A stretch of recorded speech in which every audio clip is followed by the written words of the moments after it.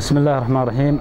نشكر قيادة محافظة شبوة واللجنة اللي تكلفت بإطلاقنا وصراحنا من أيدي الخاطفين في مديرية نصاب، وعلى الجهود اللي بذلوها، والحمد لله تم الإفراج عنا بعد حوالي تقريبا 68 يوم، وكان عدد المفرجين عنهم 8 مع سياراتهم وسلاحهم، والمتبقي في الحجز 3 من أبناء مديرية شرعب محافظة تعز، وهم الملازم الأول عبد الرحمن الفقيه، والملازم الأول أسعد الكامل، والمهندس ماجد الفقيه مع سياراتهم وسلاحهم.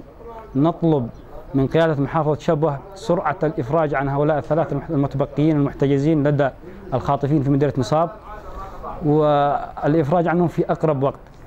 أيضا كانت المعاملة لدينا من قبل الخاطفين معاملة طيبة يعني، وكان يكرمونا من وسعهم، وأخلاقهم كانت يعني قبلية عالية، وكان الاختلاط بنا واصل، وأكل معنا والتخازين أيضا. يعني والله حقيقة برغم أنهم الناس كان لهم طلب وهدف وخاطفين وقاطعين الطريق، لكن كانت أخلاقهم عالية حقيقة. يعني كلمة إنصاف نقولها، أنهم ناس مخلقين بما يستحقوا من كلمة شكر.